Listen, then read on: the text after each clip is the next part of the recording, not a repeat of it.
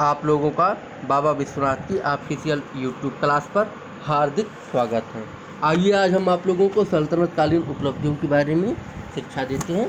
DElEd के second semester में सामाजिक अध्ययन शिक्षण में सल्तनत कालीन व्यवस्था में शासन व्यवस्था को हम 3 भागों में विभाजित कर सकते हैं। पहला है केंद्रीय शासन, दूसरा है प्रांतीय शासन और तीसरा है स्थानीय शासन। केंद्रीय शासन दिल्ली सुल्तानों की शासन व्यवस्था का आधार सांप्रदायिक था। इस्लाम राजधर्म था। राज्य के समस्त साधनों का उपयोग इस्लाम की रक्षा तथा प्रचार के लिए किया जाता था। राज्य की नीति इस्लामिक कानूनों पर आधारित थी।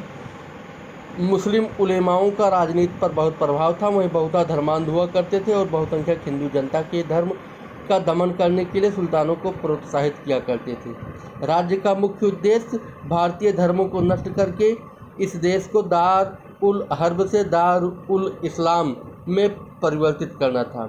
इसके लिए आवश्यक था कि गैर मुस्लिम प्रजा को बलपूर्वक अपना धर्म त्याग कर इस्लाम धर्म स्वीकार करने को बाध्य किया जाए।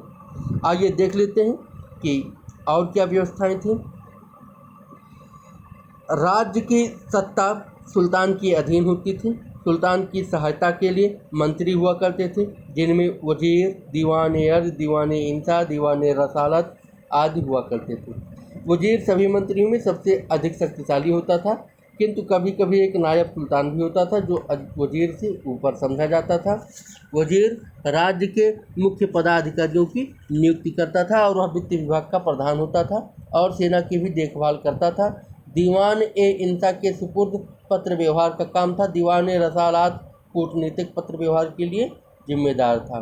धर्म तथा दान विभाग सद्र उल सुदूर के हाथ में था। राजकीय परिवार के प्रबंध के लिए अलग विभाग था। इनके अतिरिक्त अन्य कोई छोटे छोटे विभाग भी थे। आइए देख लेते हैं प्रांतीय शासन। दिल्ली सुल्तानों ने शासन की सुविधा को ध्यान में रखते हुए उचित रूप से राज्य को प्रांतों में विभक्त करने का प्रयत्न नहीं किया। गुलाम सुल्तानों के समय में प्रांतों को एकता कहते थे, जो सैनिक अफसरों के अधीन थे, जो मुफ्ती कहलाते थे। इनके अतिरिक्त अलाउद्दीन ने वली नाम के सैनिक गवर्नर भी नियुक्त किए। इनके अतिरिक्त अधीनस्थ हिंदू राजा भी थे, जिनकी स्थिति सूबेदारों की ही समान थी। अपने प्रांतों में शांति एवं व्यवस्था रखने की जिम्मेदारी इन्हीं सूबेदारों की थी। अपने प्रांत में वे निरंकुश थे।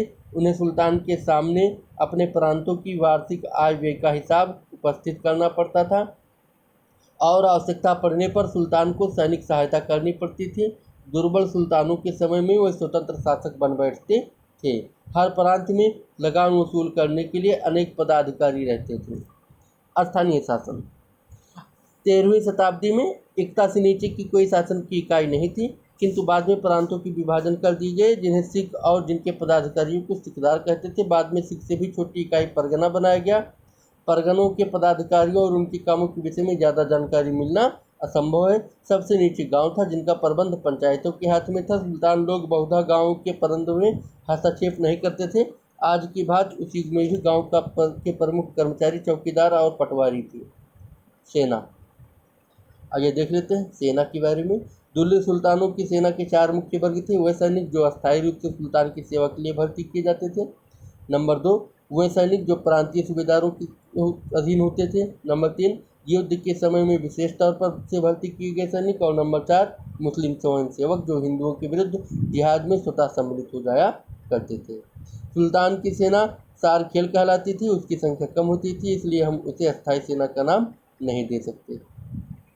राजस्व राज्य की आय का मुख्य साधन 4 तरह के थे: उस्र, खराज, खाम, ज़कात और जजिया। जजिया के विषय में आधुनिक विद्वानों में मतभेद है। कुछ का कहना है कि यह धार्मिक कर नहीं था, बल्कि सैनिक सेवा के बदले में गैर मुसलमानों से वसूल किया जाता था, किंतु यह मत भ्रमपूर्ण है। वास्तव में यह मुसलमान न बनने का एक जुर्माना था। उपर्युक्त करों के अतिरिक्त अन्य कई प्रकार के कर थे। आयात पर भी कर लगता था, जो गैर मुसलमानों से मुसलमानों की अपेक्षा 2 गुना लिया जाता था। भूमि कर भी राज्य की आय का मुख्य साधन था। लगान व्यवस्था की दृष्टि से भूमि के 4 वर्ग थे। न्याय सुल्तान न्याय विभाग का प्रमुख था। उसके यहाँ नीचे की अदालतों के फैसलों के विरुद्ध अपील की जाती थी, किंतु मूल रूप के मुकदमे भी उसके यहाँ दायर किए जा सकते थे। धार्मिक मुकदमों का निर्णय करते समय सुल्तान मुख्य सदर और मुफ्ती की सहायता लेता था। अन्य प्रकार के मुकदमों के निर्णय करने में काजी उसकी मदद करता था। न्यायालयों का कोई उचित संगठन नहीं था, कोई भी व्यक्ति किसी भी अदालत में अपना मुकदमा दायर कर सकता था। सल्तनतकालीन कला एवं साहित्य। हिंदू सुल्तानों तथा दिल्ली सुल्तानों तथा प्रांतीय शासकों को इमारतें बनवाने का बहुत शौक था। इन इमारतों को बनवाने वाले कारीगर अधिकतर हिंदू थे और बनवाने वाले मुसलमान थे, इसलिए इस काल की भवन निर्माण कला में हिंदू और मुसलमान शैलियों का सम्मिश्रण पाया जाता था। बहुत सी मस्जिदों में हिंदुओं की मंदिरों का सामान लगाया गया और कुछ मस्जिदें तो हिंदू मंदिरों में थोड़ा सा फेर फेर करके ही बना दी गई थी। कुतुबुद्दीन ऐबक और इल्तुतमिश के समय की दिल्ली की कुतुब मीनार तथा अजमेर के 2.5 दिन का झोपड़ा प्रसिद्ध इमारतें हैं। बलबन का लाल महल तथा अकबर और अलाउद्दीन खिलजी का बनाया हुआ कुतुब मीनार के पास का अलाई दरवाज़ा तथा निजामुद्दीन औलिया के मकबरे के पास जमायत खाना मस्जिद बहुत प्रसिद्ध है। आइए देख लेते हैं साहित्य के बारे में। साहित्य में फारसी साहित्य, जिसमें अलबरूनी के ताजुल मसीर, अलबरूनी का तहकीक हिंद तथा ताजुल मसीर के हसन निजामी और जियारुद्दीन बरनी की तारीख मुबारक शाही, ये बहुत सब कुछ है। और इसके अतिरिक्त अनेक लेखकों तथा कवि जिनमें अमीर खुसरो, मीर हसन देहलवी, बद्रेचाज तथा ऐन अल मुल्क मुल्तानी प्रसिद्ध हैं। संस्कृत साहित्य का भी पर्याप्त विकास हुआ। रामानुज ने ब्रह्मसूत्रों पर टीकाएँ लिखी। पार्थसारथी ने शास्त्र दीपक नामक ग्रंथ कर्ममीमांसा पर लिखा। जयदेव ने गीत गोविंद की रचना की। इस तरह से हिंदी साहित्य का भी विकास हुआ और चंद्रवरदाय ने पृथ्वीराज रासु नामक ग्रंथ लिखा।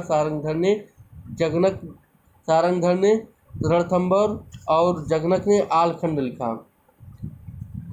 प्रसिद्ध कवि मराठी नामदेव इसी युग में पैदा हुए थे। मीराबाई ने भी हिंदी की सुमधुर कविताएं लिखी। उर्दू साहित्य एक नई भाषा का जन्म, जिसे उर्दू कहते हैं। यह भाषा पहले दिल्ली के आसपास के प्रदेशों में बोली जाती थी। यह हिंदू और मुसलमानों की साधारण बोलचाल की भाषा थी। सर्वप्रथम अमीर खुसरो, मीर हसन देहलवी ने इस भाषा का प्रयोग किया। जायसी, कबीर, नानक आदि कवियों ने भी इस भाषा के शब्दों का प्रयोग अपनी रचनाओं में किया है, लेकिन दिल्ली सुल्तानों ने इस भाषा को विशेष प्रोत्साहन नहीं दिया। अब आगे आप लोगों को अगली क्लास में पढ़ाया जाएगा। धन्यवाद।